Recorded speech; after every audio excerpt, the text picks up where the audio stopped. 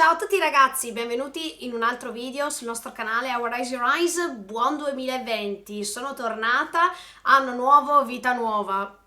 Prima di cominciare questo video vi ricordo di iscrivervi al canale, cliccare sulla campanella delle notifiche e seguirci sui nostri social media. È tempo di cominciare con tantissime altre nuove news di questo nuovo anno e non vedo l'ora, anche se non abbiamo cominciato tanto bene quest'anno, devo essere sincera.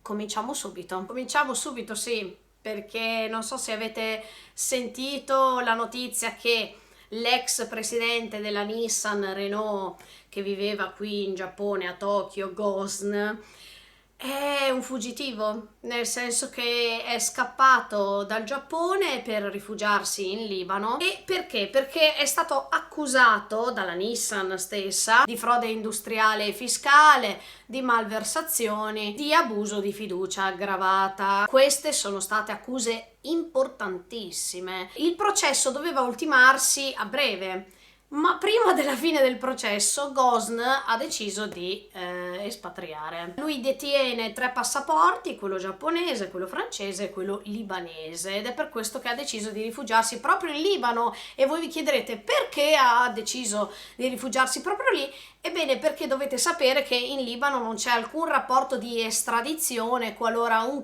criminale o un ricercato dalla polizia dovesse rifugiarsi lì, quindi nessuno potrebbe riportarlo indietro, almeno per il momento. Ghosn ha anche fatto recentemente una conferenza stampa in Libano, in Beirut, dove ha sostenuto semplicemente che tutto questo è una cospirazione contro di lui, un complotto voluto da qualcun altro. Anzi, ha anche fatto nomi importantissimi, cioè nomi del governo giapponese, dicendo che sono loro che hanno creato tutto questo complotto, tutta questa lotta, e che lui semplicemente non ha deciso di fuggire dal Giappone e quindi fuggire dalla giustizia, bensì ha sostenuto di voler fuggire dall'ingiustizia che il governo giapponese, così come anche la legge giapponese, prevede, secondo lui. Ha anche sostenuto che tutto il metodo legislativo giapponese va contro i diritti dell'uomo e della libertà e bla bla bla. Insomma, ha fatto un discorso mega galattico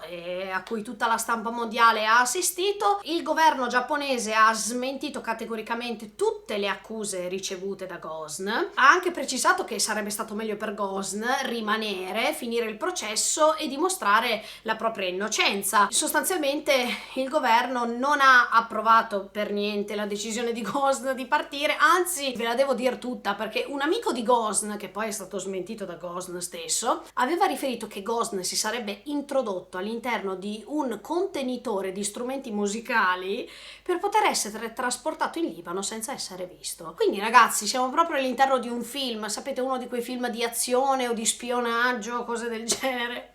La condanna d'arresto è stata proposta anche per la moglie di Ghosn, che semplicemente avrebbe vissuto con lui, avrebbe tra virgolette appoggiato il marito. Di tutta risposta, visto che il Libano non ha voluto accettare l'estradizione, ma anche lì cominciano a cambiare aria, perché dicono ma forse insomma sarebbe anche il caso che tornasse in Giappone se la risolvesse dov'era. E poi anche Shinzo Abe, che ha riferito esplicitamente: ragazzi, risolvetevela all'interno della Nissan, portate avanti il processo e finiamola qui. Insomma, vogliono fare in modo che questa cosa non abbia lunga vita.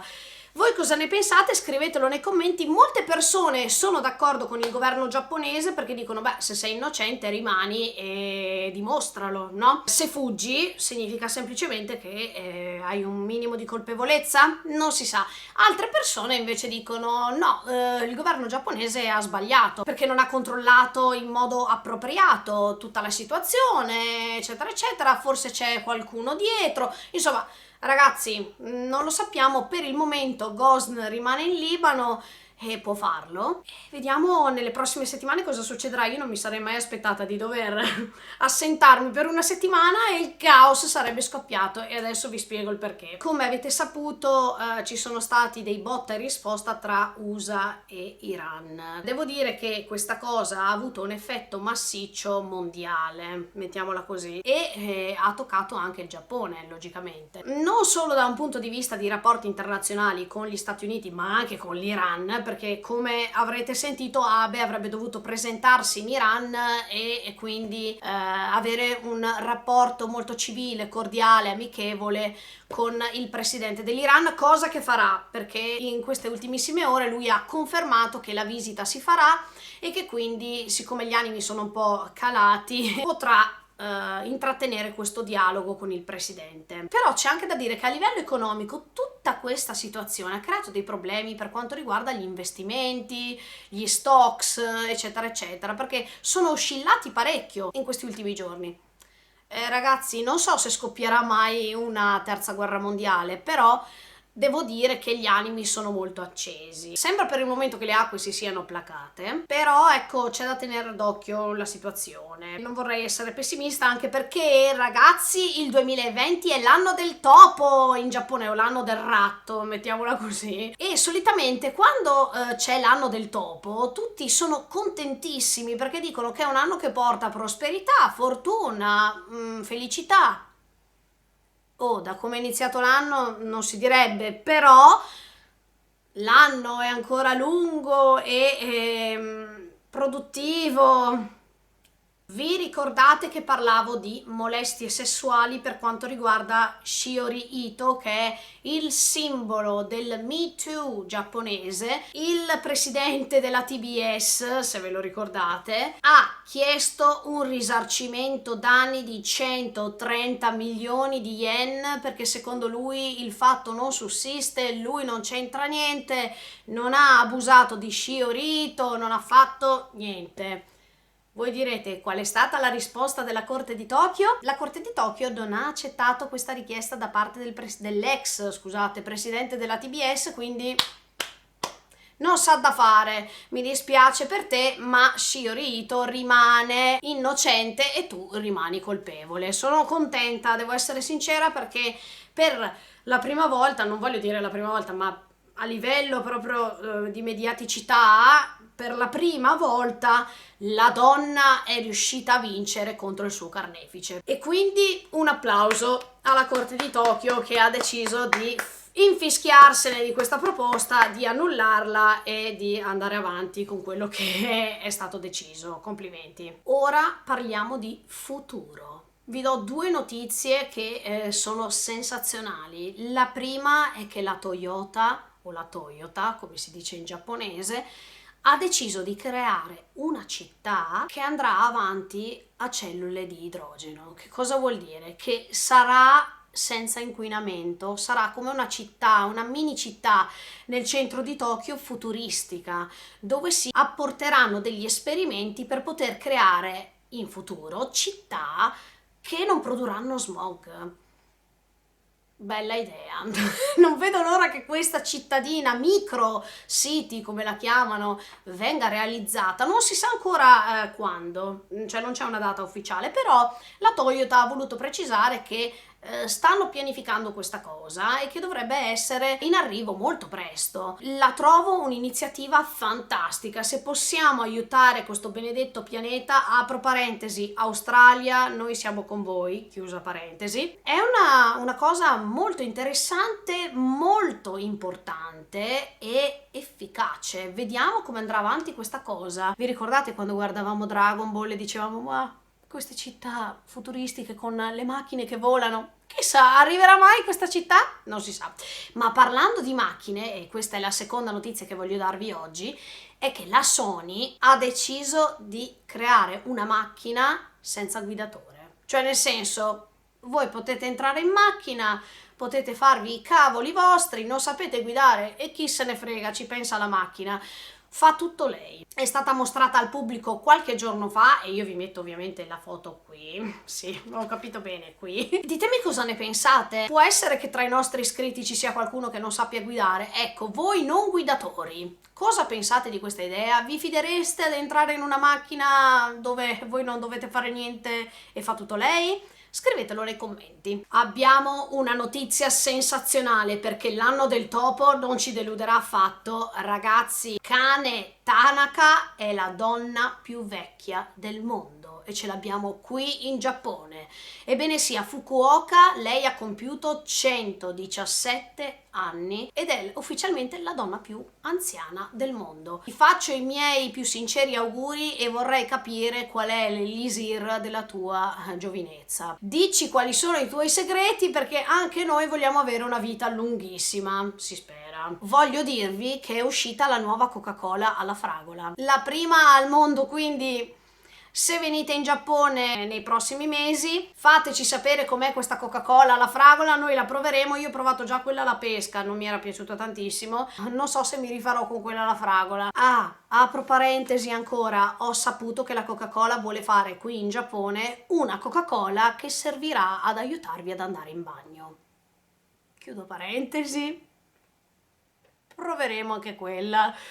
Speriamo che non faccia l'effetto contrario, andare troppo al bagno. Vedremo. Noi la proveremo, vi faremo sapere. Vabbè, questa non è una canzone che ho inventato io, purtroppo non ho ancora trovato la canzone adatta. Parto col dirvi che mancano meno di 200 giorni alle prossime Olimpiadi e Paraolimpiadi di Tokyo 2020. Yeah! Finalmente siamo nel 2020. Voi direte, ci sono altre news? Of course, certo che ci sono. Parto con una brutta notizia e finirò con una bella notizia. Anzi, no, con due belle notizie, quindi wow, oggi viaggiamo forte. La prima notizia, brutta appunto, che riguarda le Olimpiadi, diciamo che non è che riguarda le Olimpiadi direttamente, ma è connessa con le Olimpiadi. Perché? Un impiegato della Dentsu, che è una azienda molto importante qui in Giappone che è stata assunta per la programmazione di alcuni siti che riguardano le Olimpiadi, si è dimesso. Voi direte perché? E perché questa cosa è così importante? Perché l'argomento in questione è molto importante e perché riguarda il Giappone in prima persona, perché questo argomento, come il bullismo, è uno di quegli argomenti che si ritrovano molto spesso. Parlo delle molestie non sessuali in questo caso, ma verbali o comunque di aggressione di potere, mettiamola così.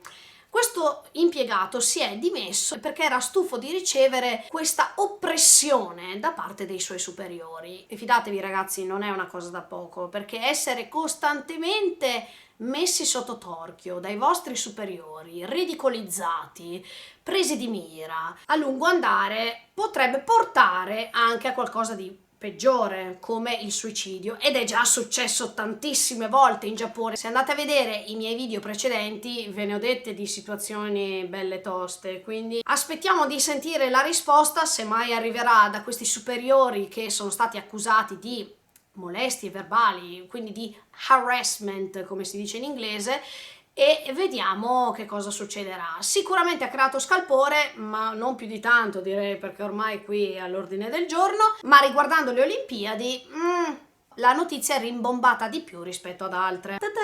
Torno allegra perché vi parlo dei nuovi villaggi per atleti delle Olimpiadi e Paraolimpiadi. Tenetevi forte, ho anche le immagini perché ragazzi hanno creato un villaggio che sembra una mini città. Ecco, vi metto la foto intanto qui. Building su building, ben 21 building per ospitare più di 18.000 atleti, ragazzi. Abbiamo 18.000 letti a disposizione. E come sono fatti questi letti? Io ve lo faccio vedere, ho anche le immagini, eccole qui. Sono fatti con del cartone pesante che può sostenere, ragazzi, tenetevi forte anche in questo caso, 200 kg. Quindi uno se si mette a dormire lì non cade per terra, perché non è il classico cartone, quello che conoscete tutti, è un cartone molto robusto, molto pesante, che riesce a sostenere 200 kg. E questi letti sono bellissimi, devo essere sincera, cioè mi piacciono come design e mi piace anche il fatto che per queste Olimpiadi sono stati anche riciclati dei materiali, come ad esempio per le medaglie che, come avete saputo tutti, sono state create con il riciclo di tantissimi vecchi cellulari inutilizzabili che sono stati compressi per creare appunto le medaglie. Cosa fantastica e devo dire ammirevole. Vi dicevo 18.000 letti per le Olimpiadi, per gli atleti olimpionici, e 8.000 letti per quelli paraolimpionici. Abbiamo un ammasso di posti e voi vi chiederete, ma alla fine delle Olimpiadi come le utilizzeranno quei luoghi lì? staremo a vedere, perché noi ci saremo anche nel post Olimpiadi, quindi preparatevi. Ci saranno 2 letti per stanza, e quindi ecco perché ci sono 21 building. Ci saranno delle aree dove poter stare tutti insieme, quindi la comunicazione è molto importante. Perché sono stati creati dei villaggi di questo tipo? Perché Tokyo ha deciso di rendere queste Olimpiadi quasi come la vita vera, come la vita reale, non come una competizione, ma poter rilassarsi, guardare il panorama, stare tranquilli, farsi una passeggiata attorno ai building, cenare tutti insieme, mangiare, discutere, parlare. Insomma, penso che sia un'ottima opportunità anche tra paesi diversi di poter comunicare. Questa è stata una bellissima iniziativa. Ma parlando sempre delle Olimpiadi, ora vi vado a dire, perché comincio a parlarvi dello sport, vi vado ad annunciare i primissimi nomi delle squadre. In questo caso parliamo della nazionale giapponese e parliamo di ping pong. Adesso vi do i nomi di entrambe le categorie, quindi maschile e femminile, rispettivamente. Per i maschi, adesso scusate leggo perché sono 3 e quindi hanno i loro nomi abbastanza lunghetti.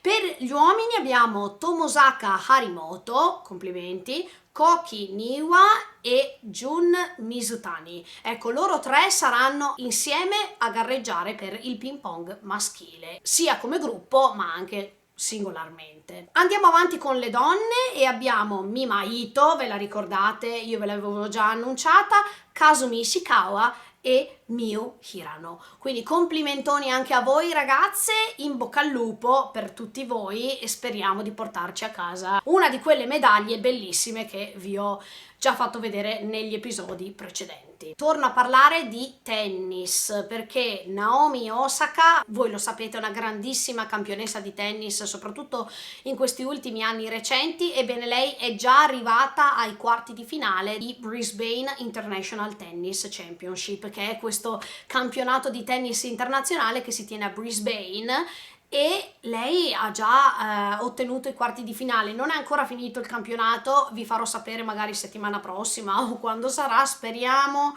che Naomi riesca a vincere, se lo merita tutto, bravissima, complimenti. Dovremmo parlare di anime? Sì, scusate, mi sono dimenticata di una cosa. Effettivamente c'era un'ultima notizia che riguardava le Olimpiadi, ma riguarda anche gli anime e i manga, perché il mangaka di JoJo, Le bizzarre avventure di JoJo, ha creato un poster ufficiale per le prossime Olimpiadi. Quello suo, come quello di tantissimi altri, lo potete trovare presso il Museum Contemporary Art of Tokyo dal 7 gennaio al 16 febbraio, quindi se volete dare un'occhiata andate a vederlo, perché oltre al suo poster ci sono tantissimi altri poster di persone famosissime che hanno deciso di creare queste illustrazioni ufficiali che saranno esposte anche alle prossime Olimpiadi 2020. Quindi bravissimo Araki-san. Io vi metto qui la foto intanto, poi se volete andarla a vedere di persona ancora meglio, ma ditemi cosa ne pensate. Vi piace? Avreste preferito un'altra cosa? Ditemi quello che ne pensate. Un'altra notizia fantastica è che appunto Magia Recordo, questo side story di Madoka Magica, è cominciato. Noi lo stiamo seguendo, io vi aspetto domani infatti con la seconda puntata. Cosa ne pensate? Vi piace? Non vi piace? Preferivate che Madoka Magica fosse ultimato lì? Anche se questo è un side story, quindi che ve frega, insomma. Io devo dire che mi sta piacendo, anche perché con queste musiche che portano alla mente quegli episodi di Madoka Magica staremo a vedere quello che succede. Una cosa che non sopporto è Kyube. No, guardate, non lo sopporto. Infatti quando l'ho visto ho detto andate a vedervi la nostra reaction video e diteci cosa ne pensate. Vado avanti con una notizia triste, purtroppo capita ragazzi e ci dobbiamo fare il callo. Shoso Uehara, che è stato uno degli sceneggiatori più importanti per quanto riguarda Goldrake e Capitan Harlock, si è spento il 2 gennaio ad 82 anni. Do questa notizia un po' in ritardo perché comunque non eravamo in onda, mettiamola così, sembra che stiamo in TV qui. Vabbè, comunque è deceduto e tutti lo ricordano amorevolmente, un grande pezzo della storia degli anime, anche in questo caso si è spento, ma noi ti terremo sempre nel nostro cuore. Uehara-san, arigatou gozaimashita. Grazie mille per tutto. Con concludo, scusate se vi ho fatto prendere uno spavento, comunque concludo con lo studio Ghibli, Stadio Ghibli, quello che è, perché ci sono 2 film in produzione per il 2020. Ecco, scoppiettante, news fantastica, anche se non vi ho detto, visto il fatto che ci siamo presi un break, che Miyazaki aveva anche riferito che per il suo nuovo film, che sta già lavorando da 3 anni circa, 1 anno e mezzo, 2 anni, non mi ricordo precisamente, beh, siamo solamente ancora al 30%. Penso che ce ne vorrà di tempo per quello, eh. Comunque, lo studio, Ghibli, quello che è, altri 2 nuovi film in produzione nel 2020. Andrete a vederli? Io sì, il Sense anche, quindi andiamo tutti insieme a vederli questi film. Ha anche riferito, e ultimissima news, che lui ogni volta che dice che vuole andare in pensione ci vorrebbe andare veramente. Poi però questa cosa non succede, per fortuna, quindi Ayaho, mi raccomando, non andare in pensione, che ti frega, ma rimani tra noi, che siamo tutti contenti. Bene ragazzi, con questa ultima news io vi saluto e vi aspetto settimana prossima con le ultimissime dal Giappone. Qualsiasi cosa vogliate, noi saremo qui. Iscrivetevi al canale, seguiteci sui nostri social media, grazie mille a tutti i nuovi iscritti, grazie per entrare a far parte della nostra community. Ci vediamo settimana prossima. Ciao!